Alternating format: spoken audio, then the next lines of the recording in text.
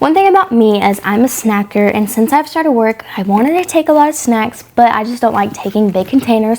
So I got a pack of these disposable, but you don't have to throw them away, little snack containers, and I'm so excited about them. So these are the lids, as you can see. You can throw these away, you don't have to. I will not be throwing these away. I got them because they are a little bit smaller, so I can just throw these in my purse or my lunchbox.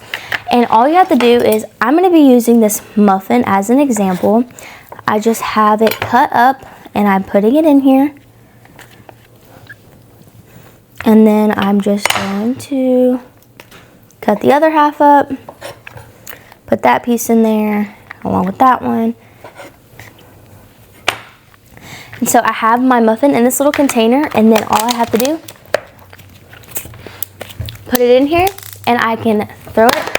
As you can see, I'm throwing it around and everything, and it is not opening. These are super compactable. As you can see, I was throwing it around, didn't break or anything like that. It didn't come open. I really like these, and I'm so happy that I got these because now I can actually take snacks to work with me. If you're looking for some snack containers, these are definitely a great choice. I'm Kenzie, and I'll see you next time.